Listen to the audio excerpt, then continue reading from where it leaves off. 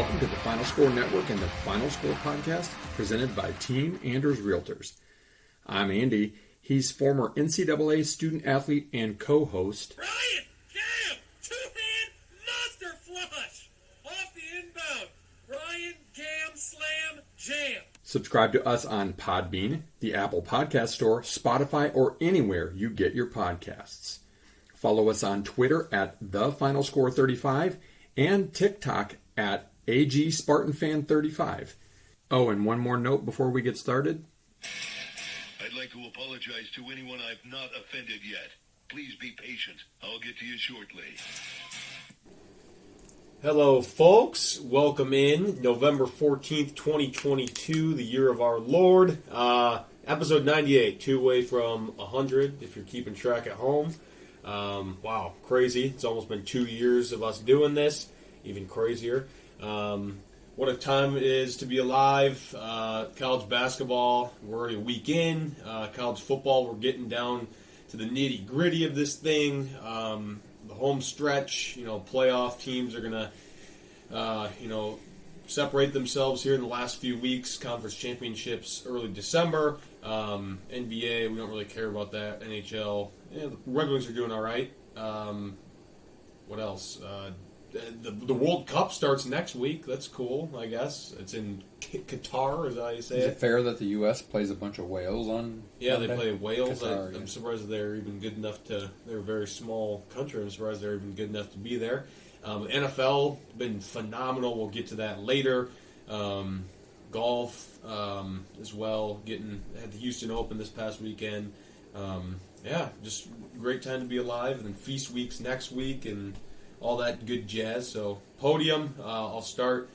Something we don't usually talk about. That's Michigan State recruiting, whether it be football, basketball. We don't spend too much time on that because, I do my fair share of research. I know a lot about some of the prospects, but we don't really talk about it. So I thought I would talk about it for a minute here. There's a lot of people saying that Michigan State's not doing great on the recruiting trail. Oh, they've had decommitments, this, that, and the other thing. Yeah, that's true. They have had decommitments, but that comes with going after these high-profile guys, and that's what Coach Tuck and his staff have been doing. And he's landing some good guys. Just last night, you get a 4-star linebacker from Fort Lauderdale, Florida. They thought he was going to go to Michigan, ended up picking Michigan State. You can help immediately. He's a good player, really good high school program at St. Thomas Aquinas. He's going to try to recruit his fellow defensive player, King Mack, who's a high 4-stars committed to Penn State, so maybe he'll be able to flip him. That'd be some cool stuff there. But this guy has an impressive offer sheet. Bama, Clemson, Michigan, all these big-time schools, and he picks Michigan State. That's pretty awesome. Love to freaking hear that. And they're in on some guys. Dante Moore, he's a 5-star quarterback, top 10 player from Detroit. Michigan State's going after him, trying to flip him from Oregon. I think there's a chance. I love that. Since Bo Edmondson decommitted, there's got to be a reason why he decommitted, and that's because Michigan State's probably going to throw the house at this guy, and hopefully they can get him. But they're going after a lot of great backs, some good corners right now. Guys are going to help out in the transfer portal. I read an article earlier that said that once the regular season is done, it is going to be, if you thought last year was crazy, this year is going to be even crazier with how many high-profile guys enter the portal, especially with NIL getting involved and whatnot in this whole ordeal. So it's doing great. And then Tom Izzo, a.k.a. the GOAT, signed the 3rd overall class last week. All 4 guys signed. Garrett Norman from Texas, Cohen Carr from South Carolina, Xavier Booker from Indiana, and Jeremy Fears from Illinois as well.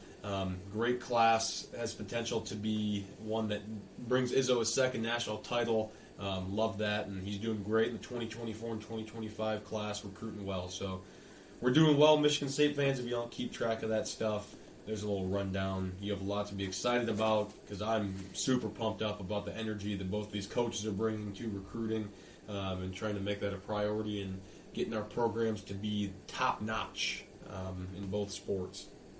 Great, good stuff. My podium, I'm going to go 3 weeks in a row where I'm going to take a little bit of a lash at a Big Ten football coach. This week, you, Greg Schiano. First of all, no, you don't own Chopham. So he's kind of an ass bag anyway, let's just be completely honest. But what really made me decide to talk about this a little bit is he's got a history. And the history came back again at the end of the Michigan State-Rutgers game this past Saturday. Maybe you weren't watching. Probably only Michigan State and Rutgers guys, people were watching. It wasn't a great game. It was great for Michigan State to get, to keep bowl eligibility in sight, which is very important for extra bowl practices and all that kind of stuff. Absolutely. At the end of the game. So, first of all, good on Wimsatt, their quarterback, for basically completing a Hail Mary, 4th and 29. Somehow gets it over a guy that could have easily tipped it away from Michigan State, but whatever, drops in the bucket. Rutgers scores instead of the game being over. They're down 6, an onside kick away with a minute or so to go. Of course, they didn't get the kick. It wasn't even close. So what do most teams do? And every other game that I've watched this year, every other game that I've watched, usually, I don't even see this kind of shenanigans, a.k.a. bullshit, in a Michigan State-Michigan game. So, yeah, okay, you're still 6 points down. Theoretically, you could make something happen, whatever. That's going to be his argument.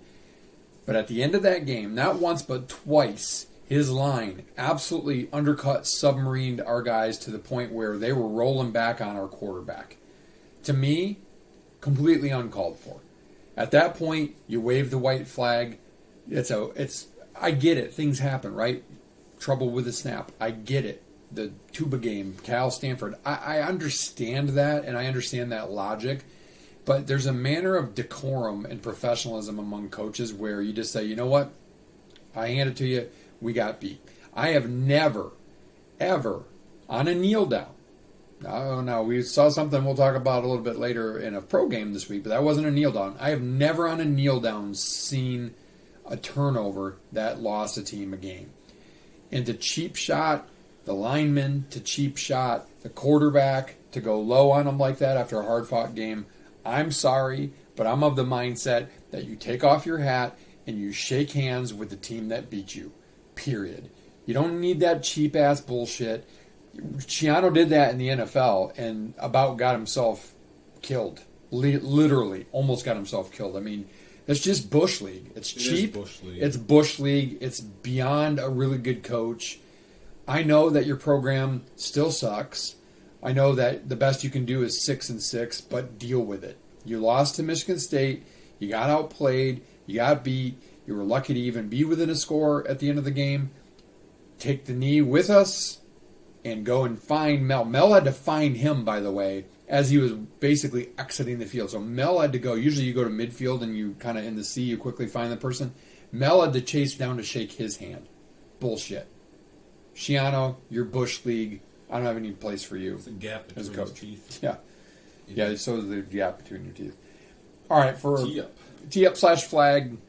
Nothing totally egregious that stands out. At least, there's one thing that's still kind of going on and people still talking about, but we're not going to talk about that anymore because you could flag a lot of people for their idiocy there. So I wrote this down when I was watching Western and Central screw my parlay last week. Whoever won that wasn't supposed to, and whoever lost that wasn't supposed to, whatever. Great. But great before. Now, not so much with college basketball as we have on in the background. But great for the MAC, right? They've got Tuesday and Wednesday cornered on TV. They've got 2 games usually on the Deuce, and they got 2 games on maybe like CBS Sports Network or something. So they've got 8 of their teams in action on TV. Quote, national TV, right? Like everything's national TV. The reason why we're flagging them or teeing them up, watch one of those games. Do yourself a favor this Tuesday and or Wednesday. Tune into a game. And you have the exercise. Count how many fans you can see in the stands. That is if they show the stands. Central Michigan, for example, they had things tarped off with advertisements. There were maybe, I'd have to look to see the official, quote, announced attendance. There were maybe 5,000 people at that game. I get it. You get TV money, but at what cost? You're chasing cash for the student-athlete experience, for the student experience of getting them to go to games. Who wants to go to a game on a Tuesday when you can't tailgate, when you might have an exam the next day, when you might have a night class? And oh, by the way, for your players too, I know this started a few years ago, but I really kind of first started to notice this week when I tuned in There is nobody there. There is no atmosphere. It may as well be a COVID game. There's less than a high school playoff game at these games. Like, Mac, put your greed to the side. Find something else and another way to maybe promote your squads. Play Friday. Okay, I get it. Play Friday. That'd be great. Maybe even Thursday, because the NFL games on Thursday have sucked. But Tuesday and Wednesday, for the almighty buck, you're selling out. You're selling out your kids. You're selling out your students, your fans, your alumni. I find it egregious. Yeah, completely agree with that. It's money grabbing, shocking. 4 downs. Let's get to it. Go a little Big Ten / college football weekend review. We'll preview this upcoming Week 12. Talk a little college hoops, and then scramble it up and finish with a sprint, as we usually do. All right, college football, Big Ten. Let's go Big Ten first here. Let's see, game number 1 that I had on my list. Let's go Indiana, Ohio State. About as expected. Woo! How did we do last week, by the way, in the picks? We both went 6-4. I'm not having a good year. I'm picking bad.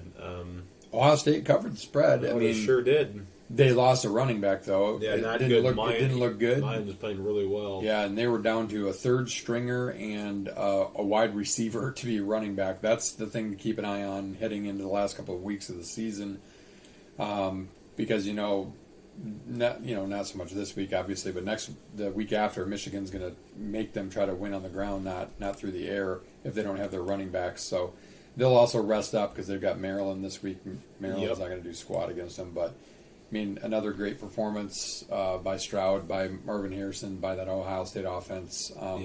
They're phenomenal. Offense definitely not the problem. And they proved they can do it in weather, because the weather was not great last week in Columbus. A little rainy, a little cold. CJ did it. He proved he can do it. Love that. But Indiana's bad. That's They've the lost 7 in a fourth row. time they've hung 50 points or more on teams this year. And Michigan State wasn't one of them. Yeah, Almost. 49. 6th time they've scored 49 or more. Wow. That's Pretty crazy. good. Yeah. Indiana's down down bad. bad. They won 3 in a row. They probably got their fans all excited, and now nobody's going to show up for the Old Oak and Bucket game because everybody only cares about basketball now because their basketball team is good. Yeah, well, in theory. Purdue, Illinois. Boiler freaking up. Michigan State ruined them. That's what I'm going to say. Yeah, Illinois has imploded. They went from a 2-game lead going into last week to now they don't even have the tiebreaker anymore. I think I have it. I can. Do they still have it? Purdue? No, I think Purdue has the tiebreaker, but it's weird because it's as we predicted. I'm sitting here looking at. So we did not have Illinois. We had them going 5-7, so clearly that was off. Yeah, but that's good. we had Minnesota, Northwestern. I had Nebraska in there. Ryan disagreed. Purdue and Wisconsin all going 5-4, and we're probably going to come pretty close to that. Like I had Iowa 6-3 to win the West. Yeah, that's the best anybody can do is 6-3. So here's the tiebreaker. So notable Big Ten West clinching scenarios: Purdue wins the West, win both games, and Iowa loses one. Okay. Iowa. That's right, because Iowa beat Iowa them. gets in if they win both games, and Illinois loses one. Okay. Illinois gets in if they win both games and Purdue loses. And Minnesota gets in if they win both their last games and Illinois and Purdue both lose. So there's 4 teams that can still get in there. That's ridiculous. And all of them nobody can win it outright. So, yeah, crazy. It's pretty That's freaking gonna crazy. be crazy. Yeah, it's pretty wild. But yeah, fun fact in that game. So Michigan State scored 2 touchdowns on Illinois last week in the second half, which they had only given up, I think, like 7 points all season, or 17 points or something like that all season. They had only given up 94 points going into that game, and they gave up 31 to Purdue, who woke up after playing like absolute dog meat against Iowa the week before. So, yeah, all of a sudden Illinois goes from the driver's seat thinking, okay, if we even split with Michigan State and Purdue, we're still in great shape. Now they got to go to Michigan. Yeah. Then they play Northwestern. That's easy, but it's pretty much out of their hands right now. So, it's going to be very interesting down the stretch here. Yeah, it's going to be crazy. Michigan versus Nebraska. Boring. Typical crap. I mean, Michigan won. JJ did nothing again. He's had to do nothing all year. Imagine when he actually has to do something, what's going to happen, I don't know.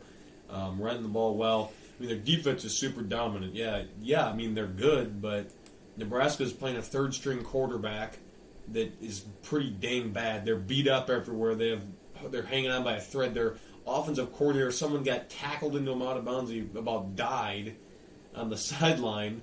It's just a wreck for Nebraska. The only good team Michigan has beaten is Penn State, and they caught Penn State on a bad day. I don't know that they beat them 41-17 every time. They probably beat them because I think Penn State's a little overrated. But, okay, you beat Michigan State, you beat Rutgers, you beat Nebraska, you beat Indiana. A lot of this has to do with the schedule and who you play and when you play them. Chris and I were talking about that a little bit on text this week. When things start to fall against you and you've got a schedule that doesn't line up, that can get tough in a hurry, and Michigan's had the benefit of an easy schedule. And you spare me but UConn's bowl eligible. You said we didn't play anybody good. Yeah, who have they beaten? I don't even want to hear it. We'll talk before and after next week, for the big game, and see how that ends up. And we'll give you due respect if you can beat Ohio State, but I'm not counting on it. Yeah. Maryland, Penn State. Maryland, typical start November hot spoon. and then stink. It's like Iowa in basketball. Penn State dominated them. Yes, Maryland started 6-2. Now they're 6-4. They're playing Ohio State. That ain't gonna happen. Rutgers maybe, so they'll probably go 7-5. Which is good for them, I guess. It's a really good year for Nebraska. Wisconsin, Iowa. Iowa's defense back at it again. Wisconsin just fantastic. Not good. Wisconsin is so Jekyll and Hyde. I mean, they go since they fired their coach, they've gone win over Northwestern, shocker. Northwestern sucks. 3-2. Lost to Michigan State. Nice win over Purdue at home. Nice win over Maryland at home. Loss at Iowa. They've lost 2 of their road games. Now they play Nebraska and Minnesota. Nebraska should be a win. Minnesota, I don't know. It's at Wisconsin, so maybe. But their offense is so Jekyll and Hyde. It's crazy. Yeah, it's not great, but whatever. Iowa, I mean, still not impressive offensively. I think they only had 190 yards. Right. And they still won. I guess find a way to win, but boring, very boring. Mm-hmm. Speaking of boring, Northwestern, Minnesota. Northwestern is abysmal. They're really started really off 1-0. We're like, all right, maybe this bowl eligible. Haven't won a game since week 0, and it's week 12, and they're not going to win. They've only scored in the they've scored in the 20s 3 times in those 9 games. Otherwise, bad. in their other losses, 14-7, 7, 13-7, 3. I don't think it's going to get bad trend. I think it's going to get any better for Patty Boy. I'm going to be honest with you. They're pretty bad. Minnesota dominant.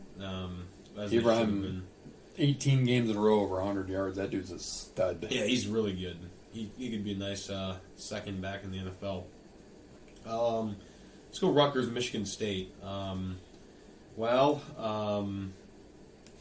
Michigan State won. We'll take that. Some issues and some really good stuff. Run game, almost 200 yards, phenomenal. Out of Berger, I've loved what I've seen. Broussard played really well. Yeah, Broussard played well, but I've loved what I've seen out of Berger really since the Wisconsin game. He's kind of come on. He runs hard. He's got a nice burst to him. He's catching passes. He's got a little more wiggle to him. I like what I'm seeing out of him. He's getting more comfortable. With a good offseason, I think that he can be a guy that could be, an all Big Ten type of back. I mean, you saw it at Wisconsin his freshman year, and then he's a high 4-star for a reason. So love what I see out of him.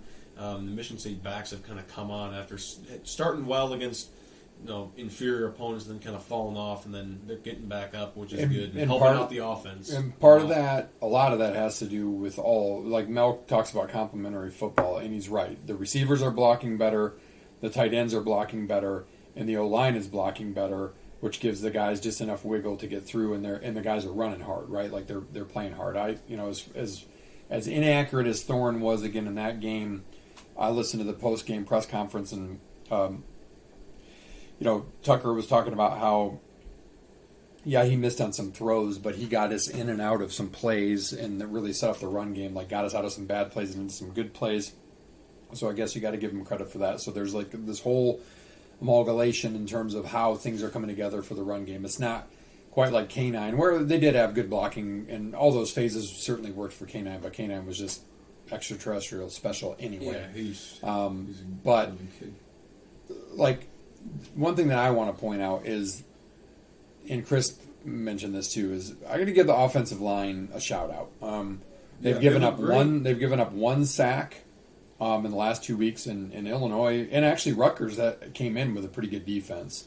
So they're keeping Thorne clean, and I'm telling you, it's not a coincidence. That's because big fat effing you-know-who, Horst, ain't playing the last 2 weeks. He's been out. Baldwin's been at left tackle. Finally, we got the future of left tackle in there. I don't care if we ever see Horst on the field again. He clearly sucks. I don't mind Carrick, 6th-year guy's old man, but he hasn't played either, and Michigan State's offensive line has been better. Baldwin's the anchor right there, man. Yeah, I mean, I like what I see. They started to rotate in some of the other younger guys the last couple of games, which I think is going to be key. Get especially these next 2 weeks, and then hopefully get one more win and get bowl practice. You got to give Michigan State credit on defense. Yes, they got gashed for some yards against Rutgers. They are playing very light on the defensive line. Again, they started like 3 D tackles and one guy that until last week I hadn't even heard of him until last week, and he played really well. Puzzling to me that I get a little bit in formations, but Rutgers was clearly going to run because Wimsatt is not good enough to beat you with his arm. Talented, yes, but not good enough, not proven enough. And yet we went back to the 4-2-5. I never saw 3 linebackers out there. And that drives me crazy because that's when Michigan State started to get better again on defense, is when they went to the 4-3-5. Now, Halliday, 19 tackles, back-to-back Big Ten Player of the Week, plus 3 for Winmon. That's 5 Big Ten Defensive Players of the Week out of this defense, which is pretty crazy. Defense. So the individual efforts are there. Secondary did not tackle very well that game, but the secondary is getting thin. Rudy was out there at one point late in the game. Whoever number 34 is, never even heard of him. He looked like literally a shrimp out there. Just got to hold it together for one more game for sure, and maybe steal one at Penn State and get to a better bowl game. But for as dinged up as Michigan State is, for the suspensions that are still kind of ongoing because they're dragging their feet down in Ann Arbor, which tells me there's just a bunch of smoke and there's no flames. Michigan State's holding it together pretty well, and a lot of that's because they got Henderson back. It was good to see that Slade bounce back from injury at Illinois because he is a key player. Blocked a kick that was a key juncture in the game. Should have really turned the game completely, but then Speed dropped the scoop 6 and almost lost it back to him. Yeah, of course. But finally, we had a field goal. 2 field goals, sighting. 2 for 2. In that cold, it was like kicking a brick in that. And then drilled it. Behringer, like, what's different about him? I mean, he had one punt that killed his yardage a little bit because it was a short field, but he pinned him inside the 10, and then he had another like 60-some yarder where he pinned him at the 2. I mean, that dude is uber talented, and he's a great craftsman that Michigan State's going to need to replace next year. But hopefully Patton, maybe he figured something out. He hit all of his PATs, he hit his field goals. The field goals are critical. They had only made 2 field goals all year. So for him to come through and make them, Stone had a couple touchbacks later. So, yeah, we'll see. Take it. Receivers played pretty well. Finally targeted tight ends. I'm tired of... in the middle of the field. The 2 touchdowns were to the middle of the field. I was shocked. It's funny that it's open. I don't know why we're still throwing it to Tyler Hunt. I really don't get why you're scheming him in. They're going to screen for him. Well, some of those play calls on 4th down, Michigan State had a couple of 4th downs where they were not going into the wind going to kick a 45-plus yard field goal. And they called really good plays that were not obvious, unlike at Michigan where it was obvious and they got stuffed both times. But Thorne's throws were so bad. And even though Ryan doesn't like Hunt, and I don't particularly like them throwing to him, he's a decent H-back. But, hit him on the hands, he's probably going to catch it, and it's probably going to be at least a first down, maybe a touchdown. I don't. That's one thing that Thorne has been so off all He's either year. great or he's terrible. There's really no I mean, he's overthrowing a 6'4" receiver that has a 40-inch vertical regularly in Coleman. It's so bad. It's really bad. His accuracy is this is why I definitely think an issue. Michigan State has a chance at a 5-star that they could maybe flip, particularly if Oregon's coach goes back to the SEC, It's not gonna happen. which probably won't happen because of Cadillac Williams. But, because I think they look at it as, I got a chance to come into play. And no offense, and I'm not saying anything about Caden Hauser, because I would like to see Michigan State give him a chance too, and they just haven't gotten very many snaps. I just hope they don't automatically ride or die with Thorne, because he's got a lot to prove to me. Yeah, I think next year it has to be an open quarterback competition. It has to be, because Thorne, is he good? Smart, yes. He's been a great Above average, yes. What's the word I'm looking for? He's a great. I don't know what the word I'm looking for. But he's been He's a placeholder until we get he's a the stud placeholder. quarterback. He's just kind of there. He was a surprise last year, had K9, which obviously helped. He's got great weapons. It has nothing to do with that. He just inaccurate. I mean, but then he makes some throws that you're like, what? How did he make that throw? Yeah, he makes some phenomenal passes. I don't think he steps into his throws. I would like him. Reminds me of Connor Cook. I would like him to focus more on completing the easy ones and hit 50% of the hard ones than the other way around. I mean, but whatever. That's just right. It's a win. It's a win. We'll take it. I can't tell you how important this game is on Saturday. To get this win, you solidified bowl eligibility. I don't care if you go to the quick lane bowl. I don't care. It doesn't matter. Getting a bowl game is huge for these guys. It brings in confidence. You're going to get young guys practice. You're going to get more run in.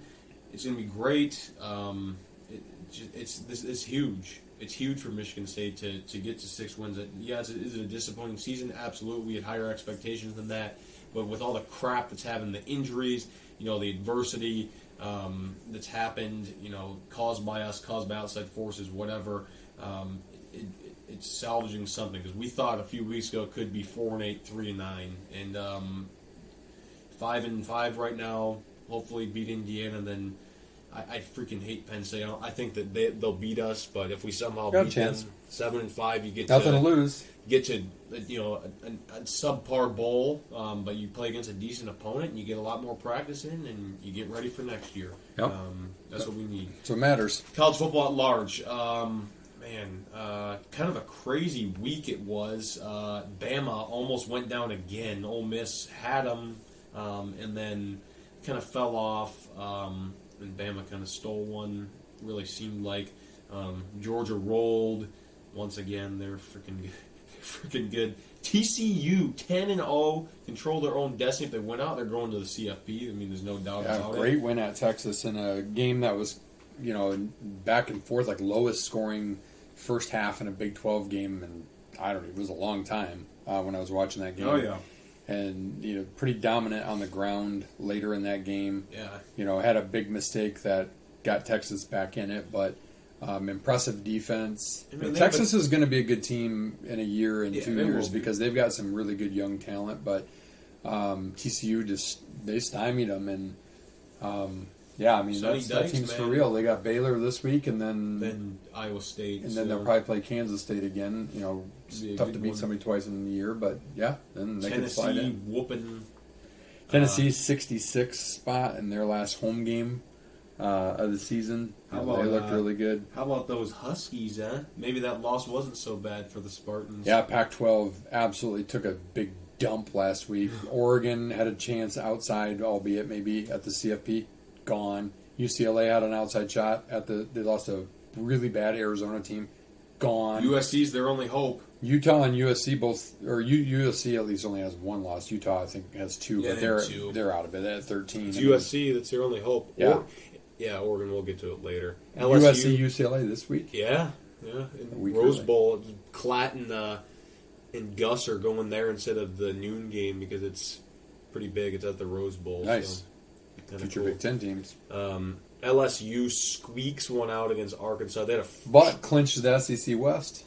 crazy. Their a true freshman had 4 sacks and 2 forced fumbles for him. That guy's a stud. Harold Perkins, yeah, he's really good. When Brian Kelly, who's a good recruiter, gets some guys, I mean, remember, they're pretty depleted with transfers and everything. People were like, skeptical about a Northern guy coming in because he wasn't, quote, a fit. We were skeptical. You know what? We were skeptical, and he's proven us wrong. I mean, he's really kind of turned them around in the vein of how he's had success elsewhere. Maybe just check the fake Southern accent at the door, Brian, and stick to coaching. But yeah, he's done a great job. He's got to be a Coach of the Year candidate, I think. I completely agree. He's worked wonders. How was Notre Dame ranked again? They're number 20. Oh, because they beat Clemson. Won, they barely beat Navy. They've won some games though. I mean, they played well. I mean, they had that awful start to the season, and they've kind of salvaged it a little bit, playing better. North Carolina looks really good. North Carolina beat good. Wake 36-34. I mean, they're playing Clemson in the ACC championship. How about their quarterback, a redshirt freshman? He's got to be a Heisman candidate. Yeah, he's really good. He's played really well. Clemson squeaked one against Louisville. Florida State sneakily in the top 25. Florida They won State's 38 had a to 3. nice season. Yeah, Mike Norvell was on the ropes a little bit, and here he is. They're having a good year. Utah, you know who's fallen from grace is Stanford. They're pretty terrible. I mean, they're really traditionally are they? They were up powerhouse? 7-0 No. in that game, and they lost 42-7. Traditionally, are they a powerhouse? No, but really, since Harbaugh made them good, then early on in the early 2010s, I mean, they were going to Rose Bowl. The last after really Rose good year Bowl. was against us in the Rose Bowl, probably in 2014. Yeah, they haven't been great. Kind of fallen off. But yeah, North Carolina playing really well. UCF 8-2. American, great, good for them. Kansas State playing well. Kentucky's fraudulent, 6-4. They lost to frickin' Vanderbilt. Ouch. Yeah, ouch. That stinks. Couldn't relate. Yeah. And this week is your pretty much gross week in the SEC because it's all scrub teams there. Well, there's a couple in conference games, UConn. We used to mention them earlier, Yeah. but they're going bowling for bowling the first time since 2015. Yeah, good for them. Good for them. Beat Liberty, who was a pretty decent team. Duke 7-3. What a turnaround they've had. And did not mention it, but thoughts and prayers with the University of Virginia football program, the school. Tragic event. I mean, they're not. Don't know, or if they were targeted because they were football players. It was a former football player who did it, but it was students coming off a bus from going to a play for a class. It's just awful. So awful. did he know Three it was died. those three? Like, who knows? But just a sad situation there for sure. Not good. Not good at all.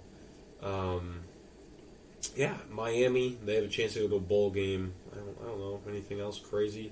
Texas Tech.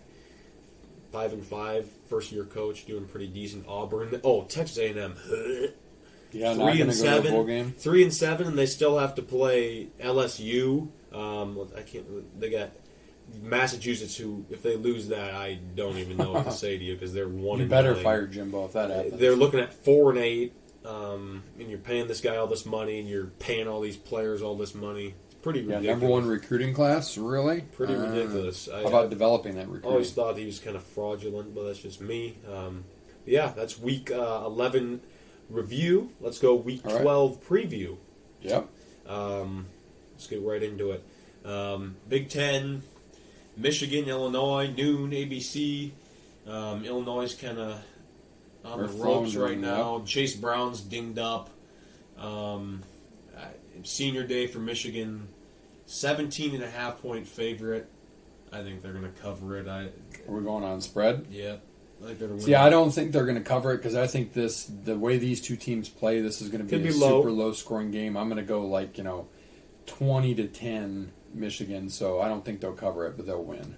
Yeah, all right, I can see that. And by the way, a little good piece of betting feedback I got is when you've got a double-digit favorite, punch the under. Like 68% of the time, the under hits in those big double-digit favorite games. Mm-hmm. Good advice. That's your non-Vegas advice for the week. That's good stuff. Next game, Wisconsin versus Nebraska. I believe it's at Camp Randall, or is it? No, is it? No, it's at Nebraska. Senior day for Nebraska. Doesn't matter. Wisconsin's a 13.5-point favorite. I think as bad as Wisconsin's got it on that every other thing. I think they're going to stomp on Nebraska. I think they cover 13.5. Yeah, Wisconsin's been on riding that roller coaster. I would agree. I think they'll cover that. Yeah, I don't know why they wouldn't. Purdue versus Northwestern. This one I don't understand.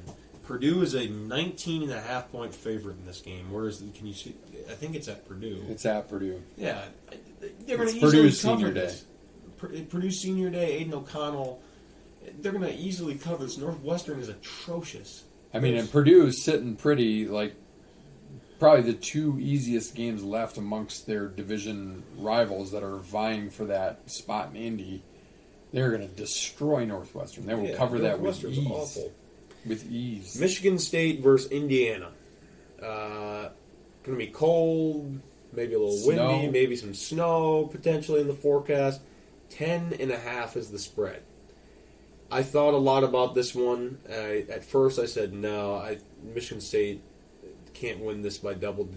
Rutgers had a backdoor cover on us last week with a Hail Mary, basically. Indiana's one of the worst pass defenses in America. They've lost 7 games in a row. They're going to have nothing. Michigan State's playing for a bowl game at senior day. I think Michigan State covers 10.5. I think they win by 2 touchdowns. Yeah, I think Michigan State covers that, and I think it's like a 31 to I could see 10 that. type of game or something like that. See it. I like it. Ohio State, Maryland. This one's baffling. Ohio State's only a 27.5 point favorite in this game, and Penn State beat them 30-0. Easy cover. I mean, it's at Maryland, but so what? It's not senior day for Maryland. It's easy. Yikes. I mean, Ohio State, let's see. What has Ohio State done? Maryland has scored 0-10 in the last 2 weeks after going on a bye, after scoring pretty regularly in the high 20s to 30s before that. Ohio State is throttling people. I mean, they won by 42 last week, 14 against Northwestern, and an absolute, like, wreck of the Edmund Fitzgerald gale force. They beat up Penn State, they crushed Iowa, beat Michigan State by 29, beat Rutgers by 39, beat Wisconsin by 31. Trend tells me that they cover that 27.5. Yeah, I agree. Penn State, Rutgers. Penn State's a 19.5 point favorite. I think they cover it. Senior day for Rutgers, 19.5. Doesn't matter. Rutgers stinks. Yeah, Rutgers' defense is okay. They ran the ball pretty well against Michigan Penn State's State, got a good line. I think Penn State will cover that. Yeah. And this is straight up. We got Iowa, Minnesota spreads like 1. I'm going with Minnesota because they have great run game. I think they'll be able to control it. Probably won't turn it over too much. I think their defense is good enough to stop Iowa. That doesn't take much, but I'm going mini. This is going to be a low scoring, like 10-7. That's how Iowa likes it, but I think Minnesota with Ibrahim, I think he's the difference maker. I think they win. Yep. Which was my original prediction at the beginning of the season anyway. USC, UCLA. What's this rivalry? Is there a name for it? I don't know I don't think there is. But it's the at the battle Rose Bowl. Nobody cares because it's in Los LA Angeles. Bowl. I'm going with the Trojans after that performance by UCLA last year. I mean, I think USC's got a chance still. Who do they have after that? Notre Dame, maybe? Notre Dame. And then the Pac-12 championship. Yeah, so I think they might need a little bit of assistance, but I think that if they win out and they do it in style, I think that they've got a chance to sneak into that 4th spot. I think USC wins this game. Yeah, I agree. I think it'll be a pretty good game. I think I hope so. UCLA just absolutely laid an egg, but they're actually pretty talented. So Utah is going to Outson. Then this could be a good game. Last year, I think Utah wrecked Oregon, if I'm not mistaken. It was a night game, and at I can't remember their stadium. It's kind of Rice Eccles wrecked them. I think this is going to be a great game, but I think Oregon's going to win because of that home field advantage. But they're out of the playoff. Yeah, I think they have a pretty good streak. That was at Washington. It was at Washington. Right? Yeah, I think Oregon will win that game. Okay. And then one more, NFL, Lions and Giants. Lions 2 in a row. Wow. When does that happen? This is what it's like to win 2 games in a row. Never felt that before. Division games. Yeah. I think the Giants, the defense is really good. I think this is going to be very low scoring, and the Giants will win like 16-13 or something like that. Yeah, I mean, the Lions minus the Patriots game really have been competitive in every game. They've had a chance to win every game except for that game, at least at some point. And they're coming along, but they're pretty dinged up, especially at wide receiver. I mean, they got guys we've never even heard of playing. I think the Giants are having kind of a charmed season. I think Saquon probably. Yeah, he's gonna have. I mean, look at Fields had a heyday against the Lions, so Saquon's probably going to licking his chops already. Oh yeah, without a doubt. That's spot 2. All right. I'm sorry, second down. Yes, second down. Let's go to our ad. Quick word from our presenting sponsor, Team Anders Realty will help you find the home that best fits your needs, and they make the process simple and fun along the way. The Anders have served thousands of clients over 30 plus years in the Grand Rapids, Michigan area and are here to serve you today.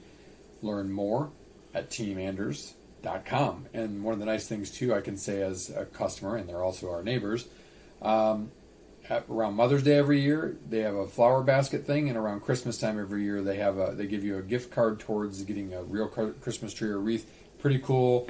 They kind of give you hot chocolate, whatever, for this winter season coming up. We don't cut down a real tree anymore because of allergies in the house, but to go and get a free wreath out of the deal, you become a customer and you're a friend for life. Pretty cool touch. Very cool. Wonderful, wonderful people. Can't say enough good things about them. Brings us to third down, basketball. We did it last Tuesday, so there's a lot's happened. First court storm of the season. Yeah. Temple beating Villanova, which at the time we started this podcast, Villanova it was a double court storm. But that's right, because the refs screwed it up at the end of the game. Yeah. Let's see, what's going on in that game now? Oh, Villanova took the lead. They're up 3 in real time against Delaware State, where Joe Biden claims he went because he's a lying fool. But I do digress. Yeah. Georgetown, they've won 2 in a row. Wow. Would they win last year, like 5 games all year? Well, they hadn't won until last Tuesday when they won. They hadn't won since December of last year. It's been almost a year. Let's see what else. Purdue won pretty handily last Tuesday. Minnesota was getting their butt kicked tonight by DePaul. Is this the Gavitt games? Yes, it is. Okay. Let's see. Last Wednesday, and nothing crazy. Davidson, Foster Lawyer's going crazy. Good for him. He's proof, a la Mr. Joey, that if you go and play against the right level of competition, you can perform at your peak. Mm-hmm. Oh, you want to talk about down bad. Louisville basketball. Oh, yeah. It's going to take a little while. Bellarmine at home, and they lost to Wright State at home. Wow. And today there's a recruit there. Their number one player in the class of 2023 was down to Kentucky and Louisville, and they thought for a while he was going to go to Louisville because his grandpa's one of the assistant coaches. He's going to Kentucky. That's a gut punch, nut kick, whatever you want to call it. Not ideal for the old Cardinals. They've had a run of bad stuff here in the last few years. But here's one thing that I put in my notes. Like, I will admit, I don't follow the rankings in basketball that closely because basketball's such a long season and whatever. But answer me this. Ryan and I, after the Michigan State-Gonzaga game, which we'll get to in a minute, watched Imani Bates everybody thought he would be, absolutely trash Michigan. And Eastern Michigan almost, with like everybody with 4 fouls at the last point that I was watching the game, almost beat Michigan in a neutral site game in Detroit. Michigan's flexing off the court, and they move up in the AP poll. Oh, yeah. And yet, at Michigan State, who very arguably, easily could have beaten the number 2 Gonzaga team, who has won something like 70 in a row against unranked teams, doesn't sniff the top 25. Like, this is why the polls in basketball are an even bigger joke and waste of time, because the polls are meaningless for anything except for chit-chat, and the fact that Michigan moved up because they beat Eastern Michigan is a joke. Yeah, it's ridiculous. I mean, like, you're flexing Dickinson because you're playing against the guys that are 6'7", man. A team you were favored by like 20-some to beat. You beat them by 5 or I'm 6. going to tell you this. Michigan's guard play is atrocious.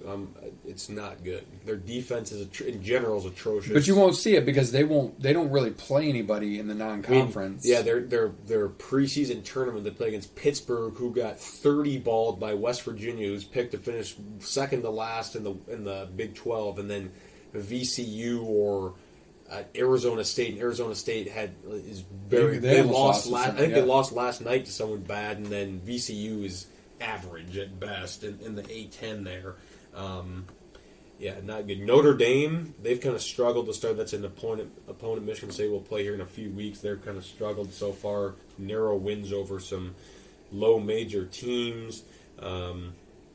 USC, we talked about that last week. They lost. Nobody in the Big Ten, except for Michigan State, State's has only played lost. anybody, right?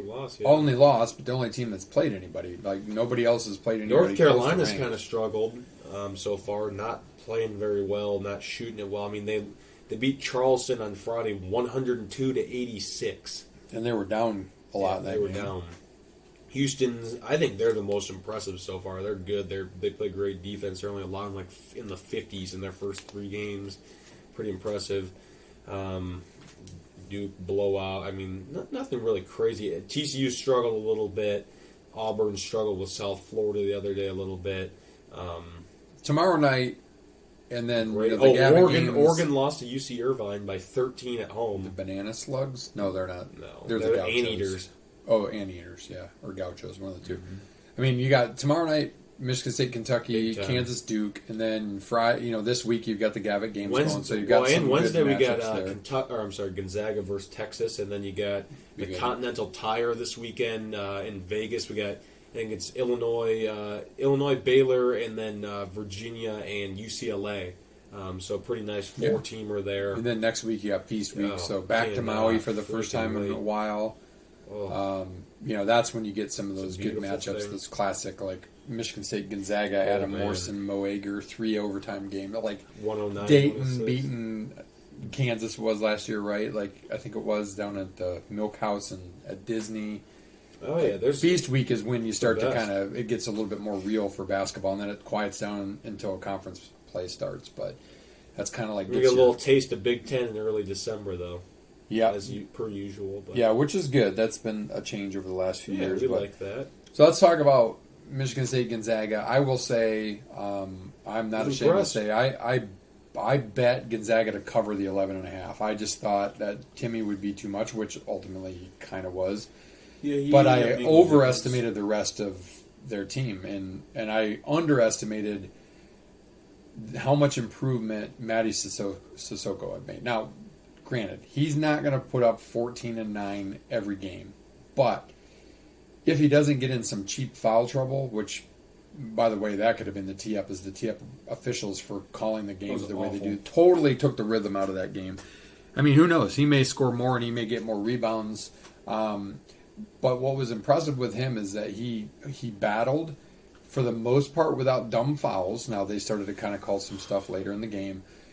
But that, I said to Ryan, this is why Izzo said, I'm sticking with my team. My team is on the floor. I'm not going to the transfer portal for a big, because he knew that Wojcik, is who he gives the credit to, really had worked with Matty on his game. And he missed some free throws in the first half, but then he went 4 for 4, I think, or 4 for 5 in the second half. He was an animal when he played. He's going to be needed against big guys like against Dickinson and some of the other guys and tomorrow night against Kentucky.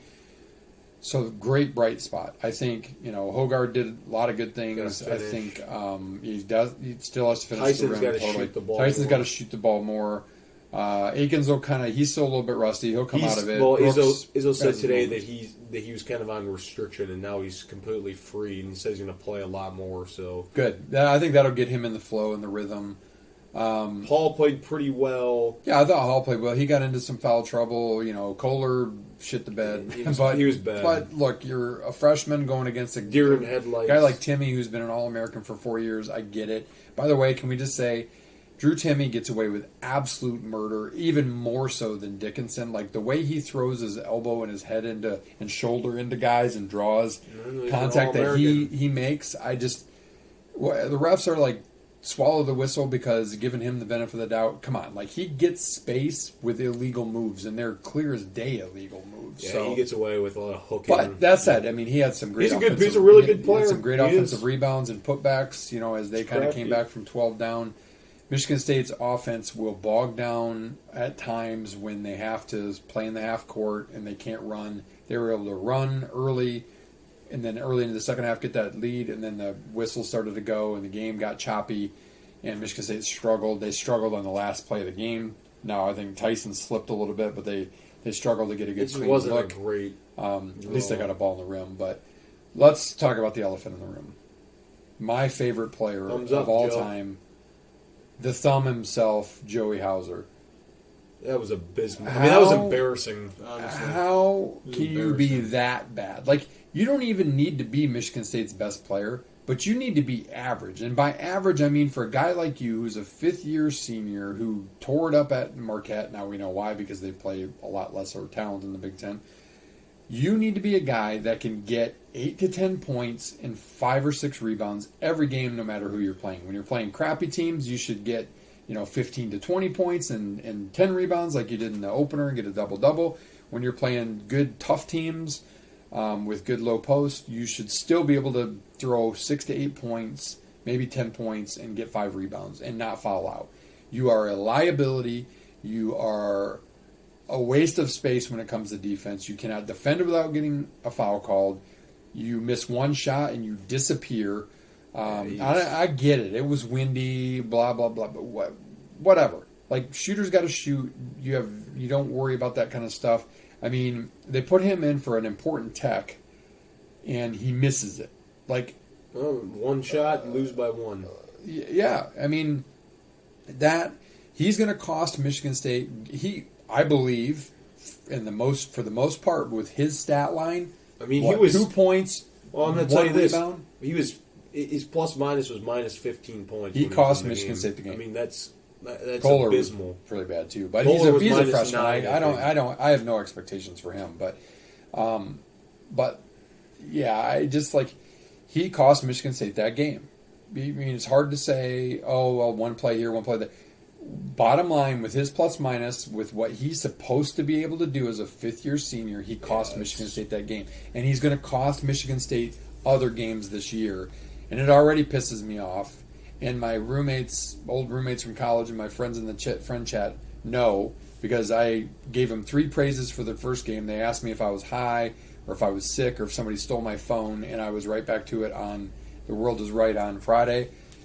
Joey Hauser cost Michigan State that game, and that sucks because that was one that could have gone a long way come seeding time, beating the number 2 team in the nation, because Gonzaga is going to be right there. I'm not going to say that they're going to be the best team in college basketball. That's going to be a this year, team that's going to be the top. but they're going to be a all year. top 5, top 10 team all year. That would have been a huge win.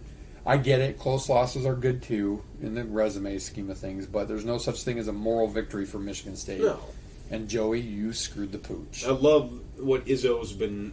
He's all business right now. Cooper, I seriously think that if that, I think he just probably missed a shoot around or Well, he missed a coulda- team meeting, but he could have helped. He could have given them coulda some helped. fouls. He's a big body.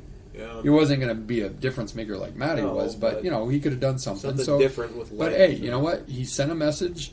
He knows that hey, I screwed my team. I had the opportunity to play some minutes in a game that had a lot of big guy fouls both ways. Yeah, so hopefully he'll learn. But I learned from me that Michigan State is further along than Their I thought they floor would is be at higher this than we point. thought. Yeah, I would as agree of with now. that. I would agree with that. Now we'll see. Kentucky, they do not match up well against tomorrow. Villanova is not playing very well and missing a couple players. That's really a game I would be really mad if Michigan State loses at this point in time. Totally agree. We'll see what they do in Portland. Notre Dame's not very good. They should beat Notre Dame even on the road. Then you got a couple. Then a couple Not cupcakes. tough, Big Ten teams. Right. Then you got 3 games that you should win to get ready for conference in Nebraska and Michigan to start the new year. More college basketball real quick. Colorado lost to Grambling on Friday, and then they turn around on Sunday and play Nashville, and they beat Tennessee by 12. It's college basketball. It's insane. We love it. That's why we love it so much. You can have one off night. Shoot the ball well, you lose. It's great. It's beautiful. It's a beautiful thing. We love chaos, unless it's Michigan State that's losing. We've been on the bad side of stuff like that too many times, I think. But yeah, that's college hoops. Excited for Champions Classic and all the other good stuff that's going to be coming here in the next couple weeks. Scramble, 4th down. I've got stuff this week. Butt burners. This guy's. I think there's no way he lasts through the season. It's Josh McDaniels. He's a clown. He'll never be a head coach again. He shouldn't have been a head coach in the first place again. He's a clown. What Patriots coach has paid off? Really? I don't know. None of them really have. Not been good. But they stink. Their team's just lost. It's embarrassing. The Live Golf. We've given our fair share of crap to them. There's another thing in the news. The Pat Perez Phil Mickelson feud. Oh yeah. We got another one. Oh man, it's just all drama. This whole thing is ridiculous. I don't even know much about it. I just know that they hate each other. He won't exactly say what the story is, but He said he there's won't no forgive him. love lost. No. Then my last one, Oregon's 4th down decision late in that game. So it's tied. Oregon's got their own 30, 35-yard line, 4th and 1. They decide to go for it, which is ballsy in itself, and then they pull a Michigan State and run a slow-developing run play, and the running back slips and falls, doesn't get the first down. Washington goes on to kick the game-winning field goal. It's over. Oregon's chances of playoffs, over. That sucks. But that's a bad decision. Should have punted it, played the numbers game, or dialed up a better play if you're going to risk it. Stock up. Brian Kelly. We gave him a lot of crap for that stuff that he was doing. The guy can flat out coach. I don't care if we like him or don't. He can coach. He's turned this team around. Can't imagine what he's going to do when he starts getting more of his guys in there. He's doing really well. Justin Jefferson. Holy smokes. This guy is phenomenal. Almost 200 yards receiving against the Bills yesterday. Makes one of the best catches I have ever seen in my entire life on 4th down. One-handed snare. I thought it was picked off. This guy somehow comes down with the ball. And then he makes some other huge catches down the stretch of that game. The Vikings come from behind, win. Captain Kirk does it. When they let Diggs go, I can't remember if they traded him or if they let him go in free agency. And I was kind of like thinking, what the heck? Like, Thielen's a good possession guy. He's a good receiver, but he's not like Cooper Kupp good. And you gave up Diggs, and then they gave it up so they could get this guy. And damn, Diggs is great too, but wow. He's phenomenal. What he does and the catches he makes, if it's near him, he catches it. And let me just say this too. Enough of the hate on Kirk Cousins, because go back and watch. Now, that one was a little bit, he just kind of threw it up. Throw it up to your best guy and hope he makes a play, which he made arguably probably the greatest, no offense, Beckham, the greatest in regular season game catch I think I've ever seen. It maybe wasn't like the helmet catch by David Tyree, which was huge, obviously, to win a Super Bowl, but like for an in that game, by the way, we get to more of that in a minute. One of the best, craziest games I've ever seen. It was insane. Just that, you can't give him enough credit, and you can't give Cousins enough credit either, because he puts that ball where his playmakers can get it. He threw a couple of ropes at critical times in that game. He had a couple picks, didn't play his greatest game, but kind of got him coming back. They're 8-1. Yeah, pretty freaking phenomenal. Wow. Happy for Kirk and the squad. Last one, Amani Bates. We've given him crap too. Man, he played well, and he actually didn't ball hog too much. No. He didn't overshoot it. Good for him. Played well. He played really well. I was happy for him. But what else? Golf, Tony, Big Tone, another win. He's been hot in Runaway 2022. win, yeah. Love it for him. Here's a couple of fun stats. So, back to the NFL. For the Lions, who found a way, God bless kickers. They almost screwed Minnesota, and it did screw Chicago. with that missed extra point and Detroit coming back to score, it was the first time that they've had a fourth quarter comeback being down 14 or more points since 1993. It's pretty, to put it in perspective, pretty ridiculous. 1993, at this time, my early junior year of college. The other favorite stat I saw, prior to yesterday, Dallas was 195-0. 195-0, went up 14 plus going into the fourth quarter, and they lost in overtime to the Packers. That's crazy. Wow. The NFL is unreal this year, which, and I had talked about there's not enough parity. Oh, There's plenty of parity. And it was great. But let's talk about that Minnesota Bills game. So being here, obviously in Michigan, we're going to get the Lions, and we got the bonus coverage. So we picked it up, I think, Cousins driving with the team just before that fourth down play, and saw that crazy play, and then all the stuff down to the goal line, and then Bills stuff them at the goal line, which is so tough because it's a whole leverage game, and Cousins did the best he could to get in, even with a push.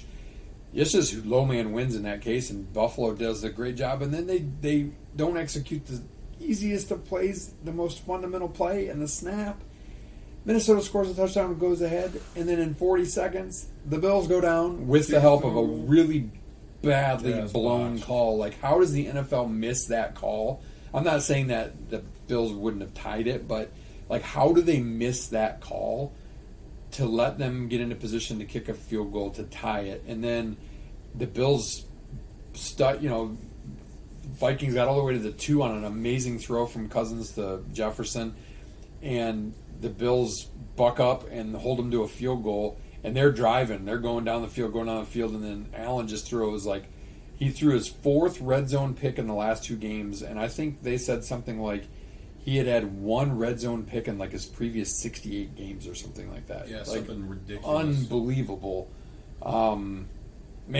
Just a crazy game. I mean, he's a little dinged up, but he's a gamer. Buffalo will be fine. They're still good. Yeah, they're fine. But look, the Vikings, they're finding ways to win. They're the cardiac kids. Eagles are playing the Redskins, a.k.a. Commanders, a.k.a. Washington football team tonight. They'll probably destroy them and maintain that lead. But we might get a rematch of that game come playoff time from earlier in the season, and that's the Eagles, or the Vikings' only loss at this point in time. Yeah, so. the NFC is really good. It's fun. It's a lot of fun. What else? Happy the Lions won. That's cool. Packers finally won again. Yeah, Hutchinson made some big plays, They so did. I can give credit where it's due. Credit to him. They're finding a way to get it done, which is great. They've won 2 in a row, and they're 2-1 against the division, I think. So we'll see. They got the Giants and the Bills the next 2 weeks. I don't exactly go looking for them to make the playoffs anytime soon, but they're making some progress. So good for them. Good for them. We'll take it. We're gonna. Sometimes you just got to get that first win. Yeah, get it out of the way. You got anything else? I Nope, not for me for Scramble. Nope. I have nothing else. I guess that'll bring us to the sprint. All right. Favorite preseason basketball tournament to watch? Oh, that's a good one. I think for me, it's always been the Maui. One thing you never got to experience, but was also equally fun, and it's kind of because of the crazy times. I remember going to my grandparents in Ohio for Thanksgiving weekend, and I would be up by myself watching these games until all hours of the night, no matter who was playing, just because being a basketball junkie, even as a elementary and a middle school kid. The other one that I always used to like to watch, and they haven't had in years, was the Alaska Shootout. Michigan State played in that. Yeah, that was a fun one. Crazy hours, right? It's a huge time change. I still think you can't beat Maui. First of all, we've been by the Lahaina Civic Center. We've been right where they stay several times as a family on vacation. It's just, I don't know. To me, that's the best one. And Michigan State's played in some great games there over the years. I think that's my favorite. Yeah, I agree. Cannot agree more. Who's the most disappointing NFL team so far? Wow, most disappointing. I kind of got to go Packers just because with Rodgers, but maybe they woke up yesterday. They had a great fourth quarter. Rodgers kind of found a receiver to go to. Got Christian Watson 3 touchdowns. He had 4 catches all game, and 3 of them were touchdowns. Yeah. maybe that's what shakes them loose a little bit. So I think they've been a little bit disappointing. I think the Cardinals, for all the hype and the money that they pay for Kyler, they're very the disappointing. Rams, the Raiders are awful for the fact that they've got a good quarterback and a great wide receiver. They're awful. The Colts aren't very good. Like there's some surprisingly bad teams. I think the good teams are pretty much what was expected, and then there's a few that. But if I had to say one, I'd probably say the Packers, because I would have expected them to be more like 6-3 or 7-2 at this point in time. Yeah, I said the Rams. I think that they've been pretty bad. Yeah, they might have been my preseason Super Bowl pick. So yeah, pretty bad. I can't disagree. Who's the with that. best college basketball announcer? Best straight up announcer? Yeah. Man, I really like Kevin Harlan. I think the best, honestly. Yeah, I like Eagles really good too. I know he's going to do the Final Four now. I think Gus is better at basketball than football. Yeah, I agree with that.